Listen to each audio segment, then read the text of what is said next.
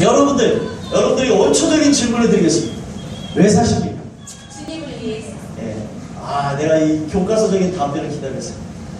저번에 딱 우리 이재영 선생님 나오셔서 답변하셔야 되는데, 대변자잖아요, 대변자. 맞아요, 목사님. 딱 이러셔야 되는데, 안 계시니까 좀 이렇게 혼선하더라고요. 주님을 위해서. 그러면 여러분들, 우리가 살아가는 이유가 주님을 위해서 산다고 하는데, 여러분들은 다시 한번 질문을 드리겠습니다. 정말이십니까? 아멘. 할렐루야. 아멘. 여러분들이 진짜 살아가는 이유가, 그리고 그 목적이 주님을 위해서 살게 되기를 간절히 소망합니다. 아멘.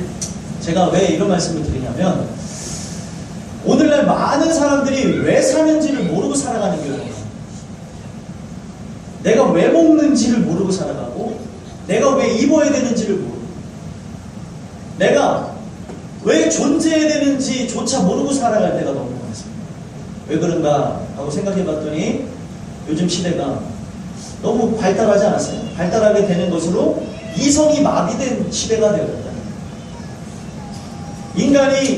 인간의 어떻게 보면은 살아갈 환경과 또 하나님의 뜻을 위해서 살아가는 그런 부분, 그리고 한 사람이 태어나서 한 인간으로서의 어떤 역할을 하기까지는 자아 정체성을 찾고 자의 확립이 필요하다는 것을 우리는 도덕책을 통해서 배웠습니다.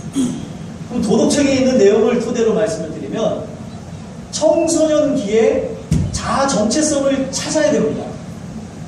내가 누군지를 알아야 돼요. 근데 오늘날 많은 사람들이 이 스마트 기기에 빠져가고, 그리고 이질화되어진 사회에 살아가고, 그리고 익명성이 강조되는 많은 사람들이 있으니까 나 하나쯤은 괜찮아 이런 생각을 갖다 보니까 이 생각이 뒤져진 시대에 살아가고 있다. 여러분들도 아시겠지만 예전에 20대들이 가졌던 생각하고 오늘날 20대들이 갖는 생각하고 너무나 틀리고요. 예전에 10대들이 갖는 생각, 오늘날 10대들이 갖는 생각하고 너무나 틀립니다. 지금으로부터 한 300년쯤의 10대들은 자기네들의 미래를 걱정하고, 그리고 20대들은 어떤 모습이 있었냐면 자기의 그 일을 위하여서 두각을 드러내는 모습이 20대부터 드러났다는 거예요. 천재라서가 아니라 일반인들의 모습이 이미 20대 때 그런 성숙함이 있었다는 거예요.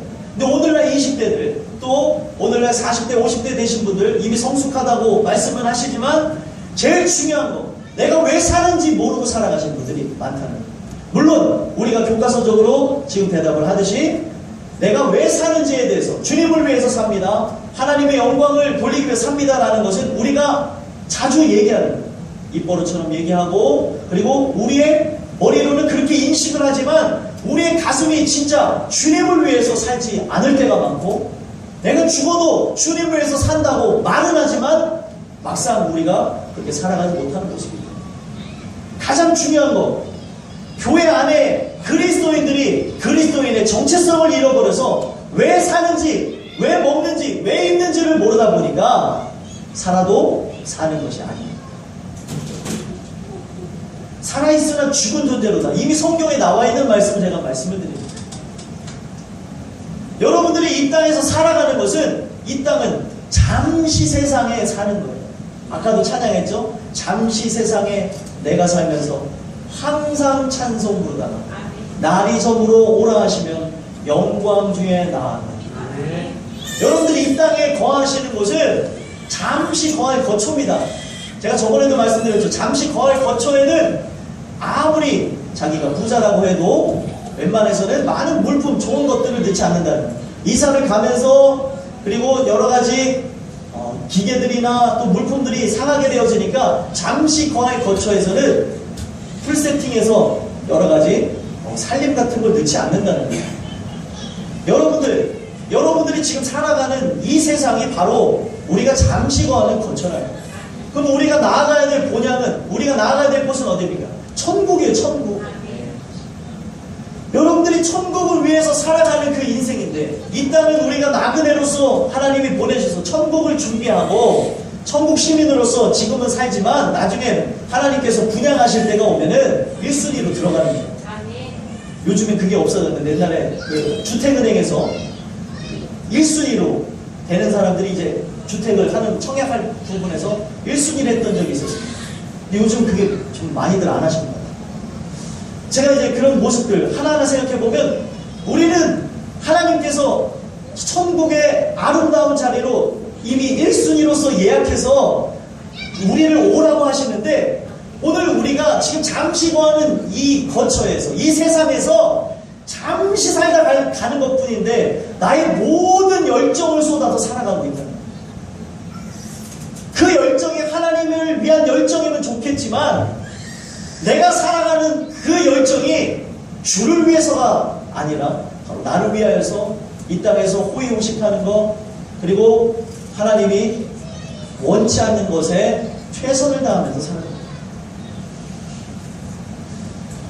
지금 모든 교회와 그리고 이 한국에 있는 사람들이 이단 교회나 이단이 아닌 교회나 정통교회나 복음주의 교회나 자유주의 교회나 동일하게 얘기하는 게 때가 다 됐다는 말을 동일하게 하고 있습니다. 지금 시대의 끝자락을 달리고 있다. 세상이 다 돼가고 있다.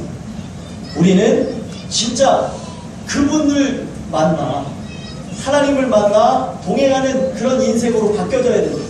우리 잘못된 인생들을 회개해야 된다. 이런 이야기들이 모든 교회에서 나오고 있어요.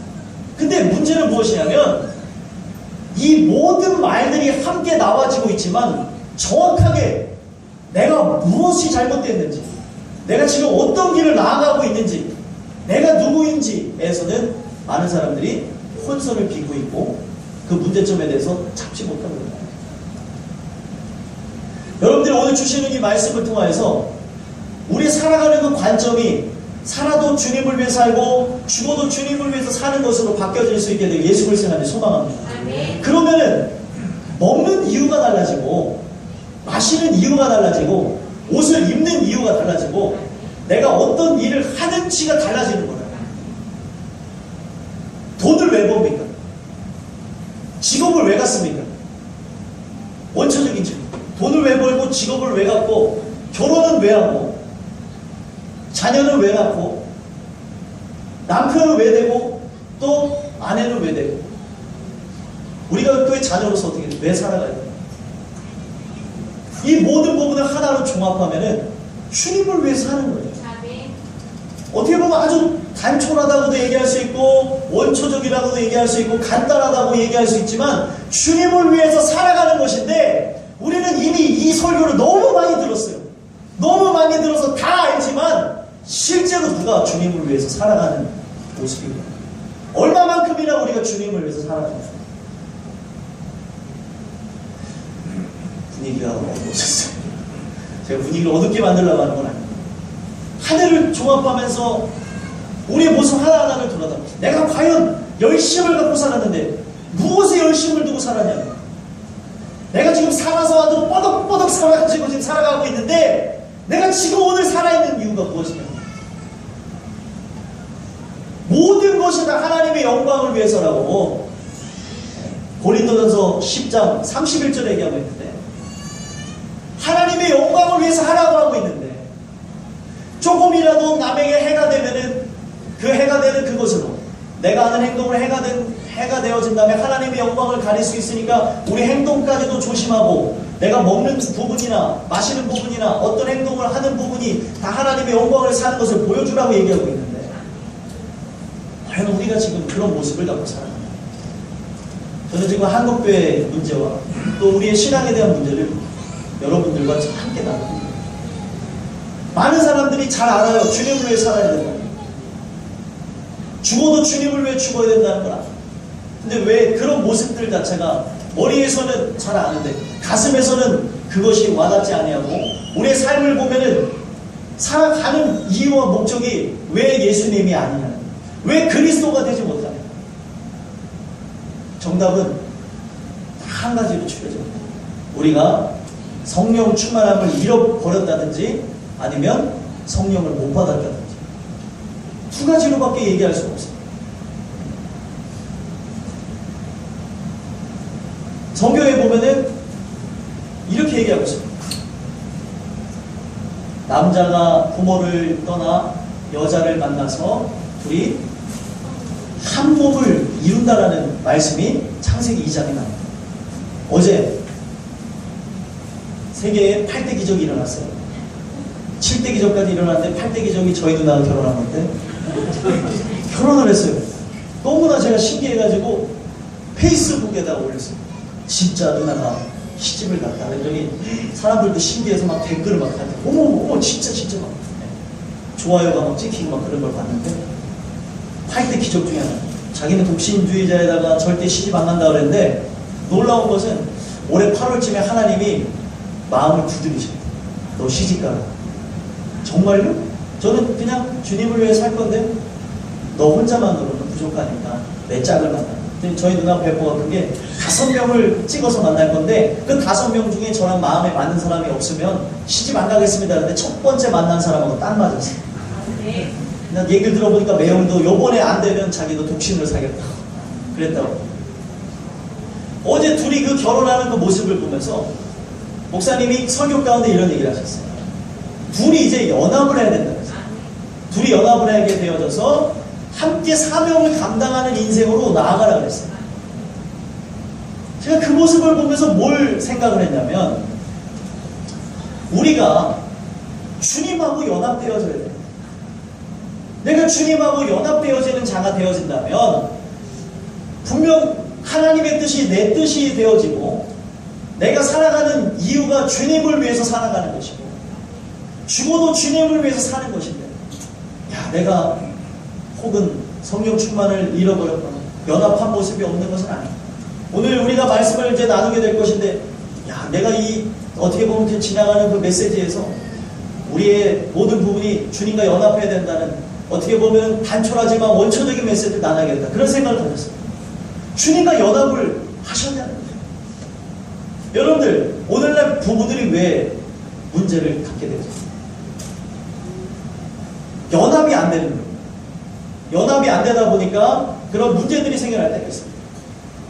그러다 보니까 헤어지는 경우도 있고 다시 만나는 그런 경우도 있는데 중요한 건 무엇이냐면 이제는 만나고 헤어짐의 문제가 아니라 제일 중요한 건 하나님의 은혜 가운데에 같은 뜻, 같은 마음, 같은 생각을 하시냐는 거예요.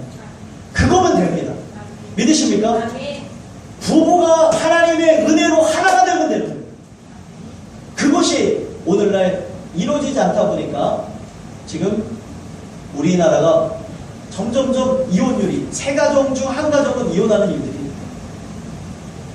제가 어떻게 보면은 이 말씀을 막 드리면서도 조마조마한 마음도 있지만 왜 드리냐면 우리가 지금 주님 안에서 거하고 있으면서 한 마음과 한 뜻과 한 생각을 갖고 나가냐. 부부가 둘이 연합하여서 한 몸을 이루어야 돼요. 믿으십니까? 육체적인 부부도 그런 모습이 있어야 된다는 것이죠. 근데 그런 모습들이 나타나지 않는 그런 시대에 살아가고 있어요. 개인주의가 강해지고 서로가 연합하려고 하지 않습니다. 연합하기 전에 나오는 현상이 무엇이냐면 전초현상이죠. 싸워야 돼요. 피 터지게 싸우셔야 됩니다. 왜 찔리는지 모르겠어요. 싸워야 돼요. 여기 우리 박경식 권사님도 앉아계시고 싸워야 돼요. 저희가 얼마나 싸웠는지 우리 권사님은 두 눈으로 보셨어요. 중재까지 했어요. 아이고 요건 이런 거고 옛날에 뭐 때문에 싸웠냐면 사춘기가 있다 없다 그거 갖고 싸웠어요. 이 사춘기가 올 수 있다 없을 수 있다. 저는 사춘기가 없었다고 생각을 했더니 우리 박경식 권사님이 아이고 목사님 없었던 게 아니고 잘 지나간 게요. 그래서 없어졌어요. 제가 그거 제 집사람하고 막 씨름하고 있었다 없었다 막 얘기를 하니까 옆에서 답답했나 딱 나서서 목사님 그거는 목사님 있었는데 그냥 잘 지나간 거야. 얘기하셔서 그거 사람이 한마디를 하는데도 맞춰지는데 아주 오래 걸릴 수도 있습니다. 왜냐하면 살아온 환경이 다르기 때문에 그래요. 환경이 다른데 생활 문화가 틀린데 그것이 두 문화가 딱 묻혀서 한 문화로 바뀌어지고 한 생각이 되어지고 한 마음이 되어지고 한 뜻이 되어진다는 것은 정말 힘이 든 거거든요. 근데 저희 부부는 하나님 주시는 은혜로 인해서 둘이 생각이 그리고 마음이 그리고 뜻이 같아졌어요. 남의 일이라고 아멘 안 하셔. 참 여러분들 가정도 그런 역사가 있게 될 간절히 소망합니다. 네. 그래서 저희 교회에 소망하는 것은 금슬 안 좋은 부부들을 좀 많이 왔으면 좋겠어요. 금슬 안 좋은 부부들이 와서 금슬이 좋아지는 역사가 있게 될 소망합니다. 아멘. 왜냐하면 하나님 은혜에 우리가 충만케 되어지면 금슬이 좋아질 수밖에 없어요. 믿으십니까? 아멘. 둘 중에 한 사람은 말씀을 통해서 깨지게 되어져 있습니다. 둘 다 깨지면 더 좋고요. 그러면 서로를 이렇게 보필해주고 서로를 위안 삼아주고 서로를 이렇게 위해주는 것이 당연하게 되어진다는 거예요. 아멘 하기 싫은 분들이 오늘은 참 관계들이 안 좋으신 분들이 앉아 계시잖아요. 네, 여러분들에게 그런 역사들이 늘 나타나기를 간절히 소망합니다. 아멘. 나중에 기회가 되면은 부부 세미나를 할게요. 그러면은 여자가 남자한테 해야 되는 거, 남자가 여자한테 해야 되는 거 바뀌어져야 될 부분들이 있거든요. 나중에 여러분들 기회를 봐서 하도록 하겠습니다. 뭐 여성교회에서 요청하시면 여성교회 주관을 해도 되고 남성교회가 요청하시면 남성교회 주관을 해도 되고요. 두 남녀 성교회가 요청하셔서 하시면 날짜를 잡아서 하도록 하겠습니다. 여러분들 우리 살아가는 그 삶의 이유와 목적 그런 부분 이 육체적인 부부가 만나서도 그 부분이 바뀌어져야 되는데 우리는 너무 연약해서 바뀌기가 어렵다. 저는 제 아내한테 감사하는 게 무엇이냐면 사모가 되겠다는 생각을 가져본 적은 없대요. 근데 저라는 사람을 만나게 되므로 자기의 것들을 하나 둘씩 포기하는 그 모습이 저는 참 아름다워 보여요. 만약에 원래부터 되겠다고 했으면 준비하고 있었을 텐데 그런 거는 아니었는데 신앙이 좋은 이제 청년이었는데 저랑 만나게 되면서 목회길을 걸어가게 된 것이 아니십니까? 근데 그런 모든 부분에서 맞춰주더라고요. 저는 그게 잘 감사합니다. 제가 무엇을 하겠다고 하면 제가 혹여나 죽으러 가는 과정이죠. 금시간으로 들어가서 그런 과정도 하나님한테 맡기더라고요. 그 모든 부분이 하나님이 하셔야 되는 것인데 어떻게 보면 뜻이 다를 수 있는데 남자를 하나 사랑하게 된 것으로 자기의 뜻을 버리고 그 뜻과 함께 되어진 거예요. 그 모습을 보면서 제가 은혜를 받았던 적이 있는데 제가 그 모습을 보면서 뭘 깨달았냐면 성경에 보면은 첫 번째 아담은 실패했대요. 첫 번째 아담은 말 그대로 우리가 아는 아담입니다. 그 아담과 하와가 만나서 둘이 한 몸을 이루면서 살아가다 보니까 하와가 범죄를 했는데 하와가 범죄한 것도 그 탓을 성경은 아담 때문이라고 얘기하고 있습니다. 물론 이제 디모데전서에는 여자가 먼저 했다는 얘기도 했지만 성경은 한 몸을 이루게 되는 그것으로 아담의 죄를 묻고 있습니다. 성경을 보면 아담은 실패하였다고 성경에 얘기하고 있어요. 그래서 이 고린도전서 15장에 보면은 이제 아담은 생명이 되었지만 우리의 마지막 아담이신 예수 그리스도는 우리를 살리신다고 합니다. 아멘. 여러분들 제가 무엇을 얘기하고 싶으냐면 우리가 어쩔 수 없이 인간의 후손입니다. 그리고 아담의 후손으로 태어났어요. 근데 여러분들과 제가 어떻게 되어져야 되냐면 여자의 후손이 되어져야 돼요. 남자의 후손이 아니라 여자의 후손이 되어져야 돼요. 아멘이 안 나오시면 무슨 얘기인지 모르셔서 제가 설명해 드리겠습니다. 왜 그러냐면 남자의 후손은 당연한 거죠. 씨를 따라서 후손이 이렇게 전파되어지는 게 당연하지만 여자는 후손을 낼 수 있습니까? 없습니까? 없어요. 근데 성경에는 여자의 후손이 이 뱀의 머리를 상하게 할 것이라고 얘기했고 우리가 여자의 후손이 되어야 된다는 얘기가 있는데 그 말이 무엇이냐면 예수님이 곧 성령으로 잉태하셨다. 동정녀 마리아의 몸을 빌려서 태어나셨죠. 근데 그 동정녀 마리아의 안에 있는 예수님은 혈통으로나 육정으로나 사람의 뜻으로 나지 아니하고 오직 하나님의 뜻으로 나타납니다. 요한복음 1장에 그렇게 얘기하고 있습니다. 그러면서 오늘날 우리에게 어떤 메시지를 주고 있냐면 영접하는 자, 곧 그 이름을 믿는 자들에게는 하나님의 자녀가 되는 권세를 주셨으니 이는 혈통으로나 육정으로나 사람의 뜻으로 나지 아니하고 오직 하나님의 뜻대로 난 자들입니다. 믿으십니까? 여러분들도 마찬가지예요. 여러분들이 하나님의 뜻대로 성령의 역사로 인하여서 거듭나는 사람들이 되어진다면 여러분들은 바로 여자의 후손이 되는 것이고 여러분들도 하나님의 뜻대로 났기 때문에 결국에 살아도 주님을 위해 살고 죽어도 주님을 위해 살 수 있다. 예수님이 예수님 될 수 있었던 것은 하나님의 뜻대로 나셨기 때문에 그래요. 하나님의 아들이어서도 맞겠지만 하나님의 뜻대로 나셨기 때문에 그렇습니다. 마찬가지예요. 여러분들도 오늘 주시는 은혜로 인하여서 하나님의 뜻대로 다시 태어날 수 있게 되길 간절히 소망합니다. 다시 태어나는 거 거듭난다고 얘기하죠. 우리는 중생이라고도 합니다. 그 중생이라는 말은 원래 기독교 용어인데 자꾸 저기 불교에서 훔쳐가요. 요즘에 왜 자꾸 불교에서 이렇게 좋은 언어들을 가져가는지 모르겠어요. 중생이라는 건 다시 태어난다는 그런 의미로 기독교 용어예요. 원래 분위기가 안 좋아요. 네? 여러분들 그런 의미에서 우리가 거듭나는 그런 인생, 다시 태어나는 인생이 되기를 원하신다면 그것은 어떻게 해서 되어지냐면 바로 우리가 신랑 대신 예수 그리스도와 신부된 우리가 연합할 때 둘이 어떻게 보면 이 세상을 떠나서 한 몸을 이룰 때에 바로 우리는 하나님의 뜻대로 나아가는 자가 되어진다는 거죠. 믿으십니까? 믿으세요? 성경에 우리 믿는 모든 사람들을 그리스도인이라고도 칭하지만 바로 신부라고도 얘기하고 있어요. 안 믿으시는 것 같아서 생각해보겠습니다. 고린도 후서 11장 2절을 한번 보겠습니다. 2절 신약 297페이지입니다. 다같이 한 목소리를 읽겠습니다. 시작. 내가 하나님의 열심으로 너희를 위하여 열심을 내노니 내가 너희를 정결한 손으로 한 남편인 그리스도께 드리려고 준비함이로다. 아멘. 그러나 나는 그분 아니거든. 믿으십니까? 아멘. 여러분들과 제가 말씀을 통해서 알아야 되는 것은 우리는 신부예요, 신부. 근데 그 신부가 어떻게 되어진 거냐면 하나님의 그 은혜로 인하여서 우리가 신부 될 수 없는 자들인데 그리스도, 하나님의 아들과, 그러니까 여러분들 이걸 잘 의미하셔야 돼요. 잘 기억하셔야 되는 게 이 부분을 헷갈리시면 우리가 다 이제 천국에 올라가면 여자가 되는 거 아닌가 이렇게 생각하시는 분들이 있어요. 의미로서 얘기합니다.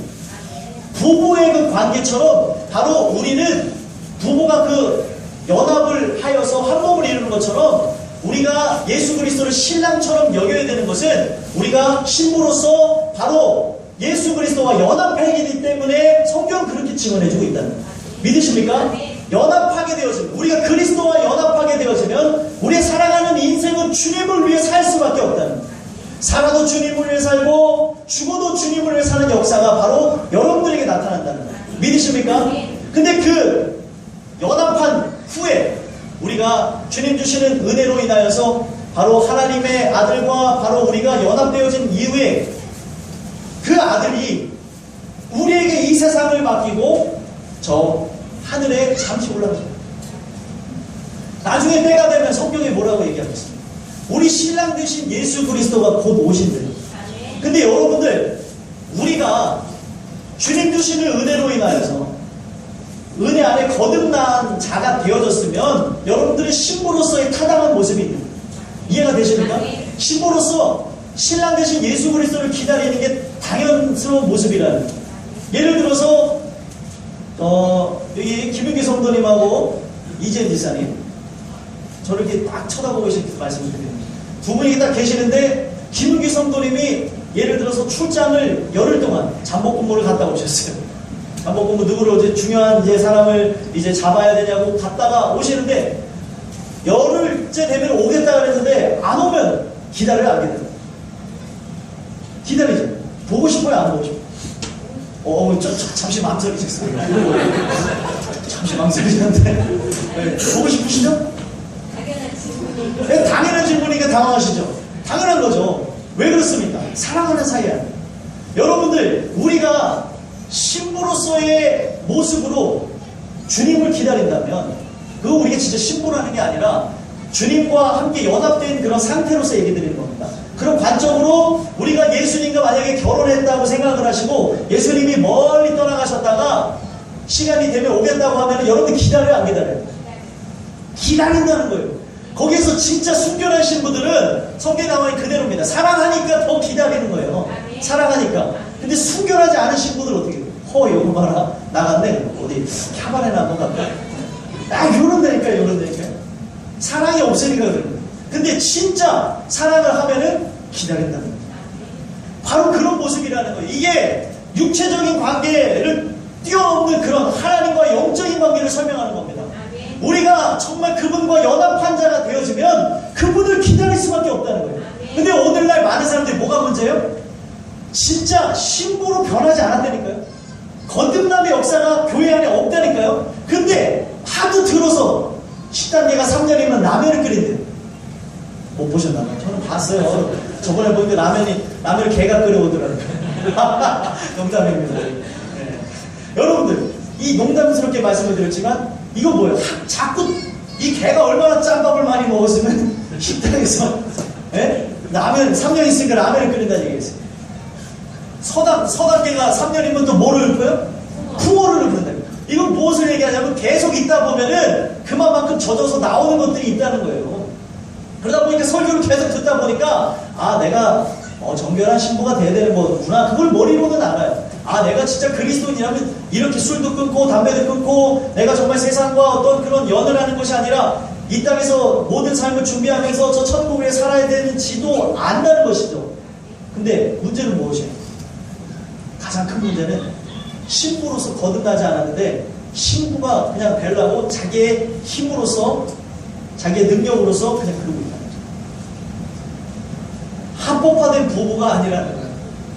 주님 주신 그 은혜로 인하여서 거듭난 자라면 진짜 이 거듭남이 있으면 자연적으로 사랑하는 그 상태에서 남편을 기다린다면 당연한 건데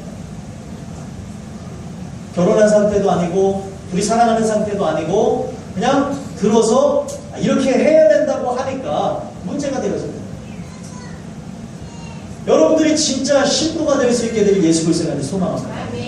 그런 신부가 같은 모습, 막 요즘에 마지막 시대 끝자락을 달리다 보니까 극단적인 종말론에 심취한 자들이 이제 모든 재산을 막 다 팔아야 된다 이런 얘기들도 막 나오고 있는데 여러분들 성경에 어떻게 나와 있냐면 그날과 그 시는 아들도 모른대요. 오직 하나님만 아시는데 성경에 이제 종말을 맞이하는 사람들을 보니까 자기의 일을 하다가 사라지더라고요. 자기의 일을 하다가 부름을 받더라고요. 그러니까 여러분들 살아가는 나날 동안 여러분들에게 맡겨진 일들을 최선을 다해서 하시길 바랍니다. 그러다가 하나님의 부름을 받습니다. 어떤 일을 하십니까? 그러니까 그 종말론적인 그런 자들이 지금 막 그렇게 날뛰는 시대가 되어졌는데 왜 그러냐면 지금 이 세상이 징조를 통해서 보니까 끝을 달리고 있다. 이스라엘이 더운 나라예요? 더운 나라예요? 더운 나라 맞죠? 저는 잘 몰라요 그런 거는. 더운 나라 네. 더운 나라인데 오늘 기사를 보니까 이스라엘에 눈이 왔대요. 폭설이 왔대요.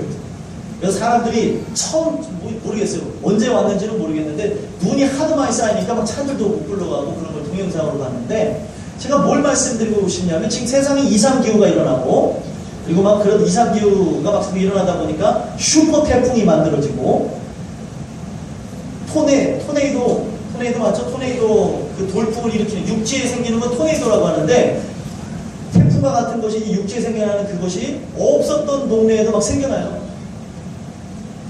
호주에도 그 갑자기 토네이도가 생겨서 막 여러 사람이 죽었다는 얘기를 들었어요. 제가 이 종말 얘기를 아까 전에 병원에서 조금 얘기하니까 사람들이 다 고개를 숙이더라고요. 왜 그렇습니까? 사람들이 요즘 관심이 없어요. 믿는 자들은 이제 머리로는 아는 경우들은 많지만 실제 관심이 없는 사람들이 너무 많다니까요. 특히 믿지 않는 사람들도 마지막 때라고는 얘기하지만 관심이 없는 시대에 살아가고 있어요. 오로지 관심은 자기의 어떻게 보면 먹고 사는 문제 그리고 있는 문제 이런 것에만 취약해서 살아가지 우리 인생이 저 하늘을 준비하며 살아가는 것이라는 것은 잊은 지 오래인 것처럼 살아가신 분들이 많아요. 왜 제가 이런 말씀을 드리냐? 마태복음 24장에 보면은 그 징조를 봄으로써 주님 오실 때가 가까이 왔다는 걸 보라고 얘기하고 있어요. 마지막 시대의 그런 징조와 그런 현상을 마태복음 24장에 이야기하고 있습니다. 그리고 예수님이 뭐라고 얘기했어요? 무화과 나무의 잎사귀가 풍성해지는 걸 보면 여름이 가까워오는 것을 아는 것처럼 세상의 징조들이 나타나면 곧 내가 올 것, 종말의 때가 가까웠다는 것을 알라고 얘기해 주셨어요. 세상을 보면 지금 끝자락을 달리고 있다니까요. 이러한 그런 상황 가운데 오늘 나는 무슨 생각을 하고 살아요? 우리가 주님을 연합하여서 주님과 거듭남으로 연합되어지는 그런 개체가 되어지지 않는다면은 오늘 아무리 내가 살아도 주님을 위해 살라 그래도 주님을 위해 사는 인생이 되지 못하고 죽어도 주님을 위해서 죽으려고 해도 주님을 위해 죽는 인생이 아니라니까. 신부가 되지 않았는데 신랑을 기다리는 게 어떻게 남의 집 여자가 여러분들의 남편을 기다린다면 이해가 되시겠어요? 머리채를 가서 다 잡으셔야죠. 이런 상황이라는 거예요. 예수님이 신부로 정하지 않은 사람들이 자기네들이 신부인 것 마냥 막 꽃단장하고 기다리는 그런 현상들이 일어나는 거예요. 주님이 여러분들을 택하시고 변화시키고 인치셔야 돼요. 그 택하심의 역사가 오늘 일어나서 여러분들이 거듭나지 않으면 신부로서 인정이 되지 않는다는 거예요. 주님 주시는 그 은혜, 영접하는 역사. 영접이라는 것은 영이 우리 안으로 오시는 거예요. 믿으십니까? 그리스도의 영을 받는 거예요. 마치 무당이 신을 받는 것처럼 잡신도 여러분들 받아야 무당으로 써먹습니다. 요즘에 무당들이 신을 받지 않고 무당 행세를 하다가 작두를 타다가 다리가 잘리는 그런 종교 사고들이 일어난다는 얘기를 들었습니다. 신을 받지 않고 하니까 그런 일을 하고 요즘 다 문제예요. 무당도 공부해서 되는 사람들이 있대요. 그래갖고 막 이 쌀을 뭐 몇 알을 어떤 사람에서 몇 알을 굴리고 뭐 이런 걸 지네들끼리 아유 미안해요. 들은 또 무당들이 여기다 또 다 글달을 있으니까 죄송합니다 무당분들. 네, 조심해야 돼요. 그분들이 그런 걸 공부해서 하니까 문제가 된다는 거예요. 마찬가지로 신학생들도 문제예요. 하나님을 만난 사람들이 돼야 되는데 공부로만 하다 보니까 교회가 지금 산으로 가는 경우들이 많아요. 들로 가고 바다로 가고 주님 뜻대로 나가야 되는데 여러분들 제가 오늘 주시는 이 말씀으로 여러분들도 마찬가지입니다. 저도 마찬가지입니다. 예수님을 내 마음에 모시는 역사가 있어야 됩니다. 주님이 내 안으로 들어오셔야 된다. 여러분들이 오늘 이 말씀을 통하여서 내가 성령 충만했다가 그 충만함이 사라진 사람들이면 충만함을 위해서 기도하시고요. 제일 중요한 성령을 받지 못한 것 같다면 그 성령을 받기까지 끝까지 응답될 때까지 간구하시기를 예수 그리스도의 이름으로 소망합니다. 성령은 어떤 역할을 하는 거냐면 예수님과 나를 붙여주시는 거예요. 제가 좋아하는 말씀인데 요한복음 15장 우리 예수님을 포도나무에 비유하고 우리를 가지에 비유하고 그거를 엮으시는 분은 농부이신 하나님입니다. 이렇게 얘기하고 있습니다. 여러분들 가지가 나무를 떠나서는 열매를 맺어요 못 맺어요? 못 맺는 것처럼 예수님이 뭐라고 얘기하셨냐면 나를 떠나서 너희가 아무것도 할 수 없대요. 열매를 맺을 수 없다고 얘기하고 있습니다. 주님과 예수님과 바로 나를 연결시켜주는 건 바로 성령님이라는 거예요. 성령을 통하여서 거듭나는 그 역사가 일어나고 오늘 우리의 인생은 예수님과 함께 동행하는 삶이 되어져야 된다는 거예요. 믿으십니까? 그분과 함께 동행한다면 그분이 우리를 인도하시는 거예요. 그분이 우리를 코치해 가시는 거예요. 그러면서 열매를 맺는 것입니다. 오늘날 삶을 돌아다보고 가장 중요한 거 거듭남의 역사가 없는 분들이 너무나 많다. 성령의 충만함을 잃어버린 사람들이 많다는 거예요. 성령 충만함은 내 몸이 뜨거워지는 그런 것을 초월하는 거예요. 성령 충만하는 건 내 삶의 이유와 목적이 바뀌어집니다. 오직 예수님, 오직 하나님의 은혜로만 나아가는 것이 바로 성령 충만함입니다.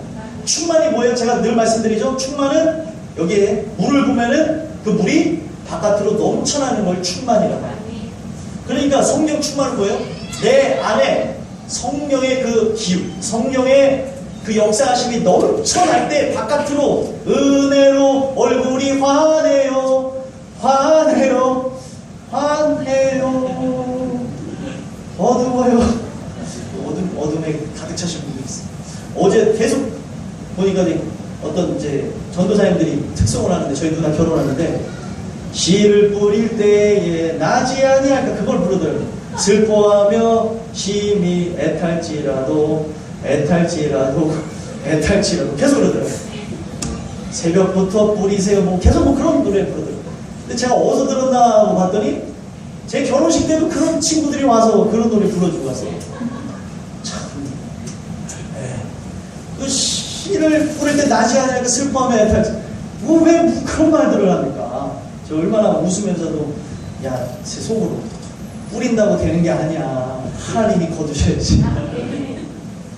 제가 그런 생각을 혼자 했습니다. 하나님이 하셔야 되는 거예요, 모든 부분은. 그냥 보면서 그런 장난을 제가 쳤는데, 제가 뭘 말씀드리고 싶냐면, 우리 안에 성령이 넘쳐나면 은혜로 얼굴이 바뀌어진다니까요. 옆에 한번 얼굴 한번 봐보세요. 어떠신가요? 많이 쳐다보셔야 돼요, 민망해.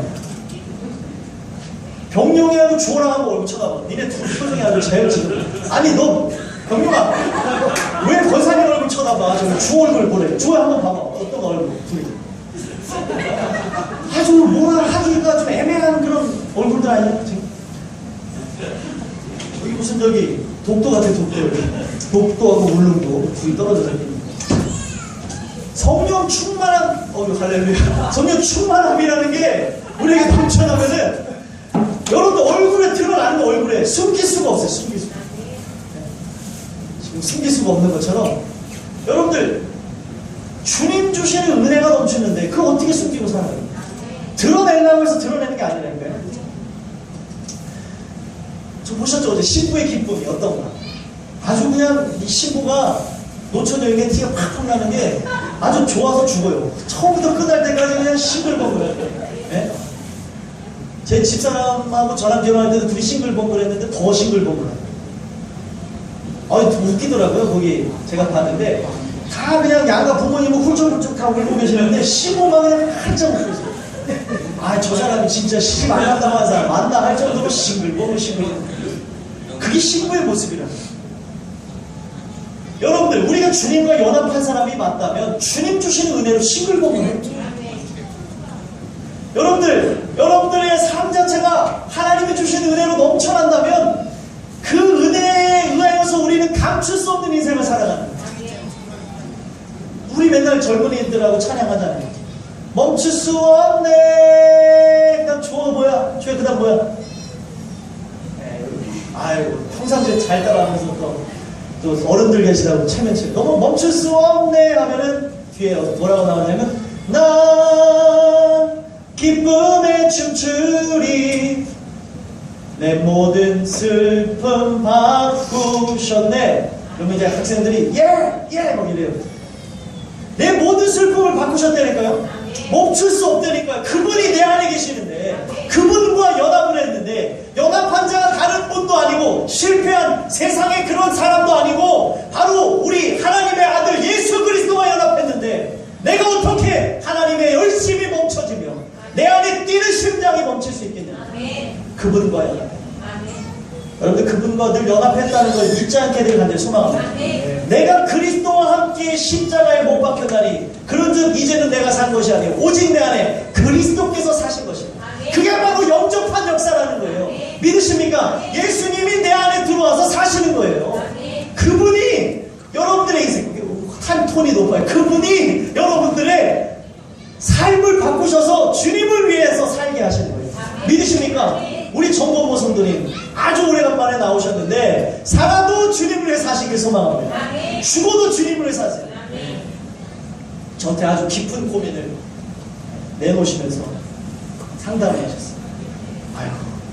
요즘에 너무 외로움이 찾아오는데 목사님 이 외로움을 어떻게 하면 떨칠 수 있을까? 주님을 만나시면 돼요. 주님이 그 모든 외로움, 그 외로움을 붙잡고 하나님 앞에 기도할 때 하늘로부터 내려오는 위로가 있을 것이라고 제가 말씀드렸어요. 그랬더니 아멘 하시더라고요. 그랬더니 원래 다다음 주에 나오기로 예약되신 분인데 오늘 나오셨어요. 앞으로 빠지지 않게 되길 소망합니다. 주님이 하셔야 돼요. 주님이. 살아가는 인생 속에 내가 하려고 하니까 어때요? 다 실패를 맛보지 않습니까? 내가 하게 되었으니까 모든 부분이 마찬가지예요.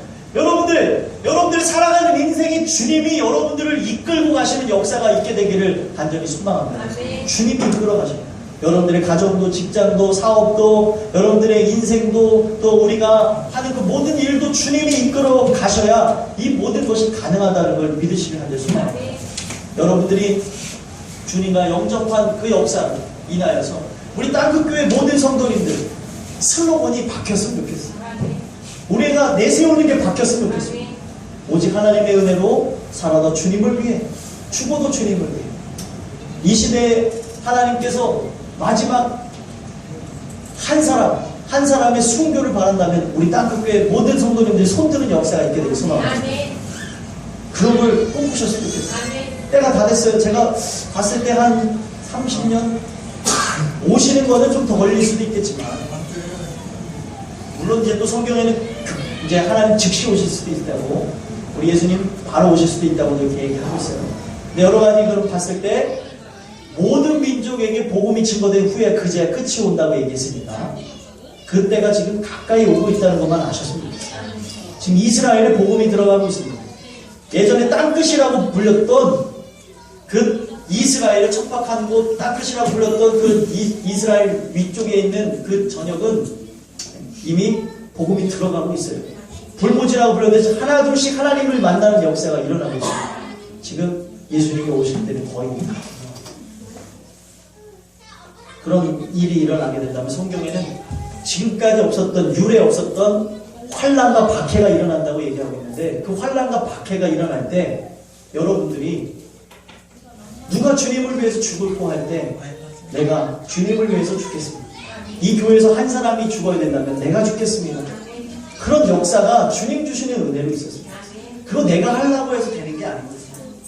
여러분들의 삶이 주님 주시는 은혜로 그 원초적인 모든 부분들이 주 안에서 바뀌어지고 회복되어지는 역사가 있기를 소망합니다. 오늘 주시는 이 말씀을 통해서 여러분들, 세상 사람들 망년에 한다 그러죠? 그리고 송년회 한다 그러죠? 송년회 그들이 외치는 소리가 뭔가 하고 들어봤습니다. 우리의 건강을 위하여, 앞날을 위하여. 앞날이 아직 오지 않았어요. 건강도 아까 전에 우리 권사님이 시 통해서 하셨지만 건강을 달라고 했더니 하나님이 병을 주셨거든요. 왜 그래요? 하나님의 목적은 다른 게 아닙니다. 우리가 원하는 걸 주시는 분이 하나님이 아니라 우리 하나님은 가장 좋은 걸 주시는 하나님입니다. 가장 우리 인생이 필요한 게 무엇이에요? 구원이에요, 구원. 그 시를 누가 썼는지 모르지만 그 시의 내용을 보면 진짜 하나님의 은혜를 받아서 구원받은 사람이 시라고 딱 느껴져요. 여러분들, 세상 사람들은 이 마지막 한 해를 마무리하는 부분에서 위하여 이러지만 우리 땅끝교회는 살아도 주를 위하여, 죽어도 주를 위하여 할 수 있는 여러분들의 삶이 되길 소망합니다. 자, 우리 마지막으로 주를 위하여 하고 기도 한번 해봤으면 좋겠습니다. 뭐라도 물이라도 딸고 해야 되는 자, 그럼 우리 소망 올리고 우리 주를 위하여 한번 하나 둘 셋 하면 주를 위하여 한번 해봤으면 좋겠어요. 아시겠죠? 한번 해봐야 돼요. 이런 것도 재밌어요. 한번 해보시면. 어색하다고 하지 마시고 한번 해봤으면 좋겠습니다. 하나 둘 셋, 주를 위하여 기도하겠습니다. 하나님 감사합니다.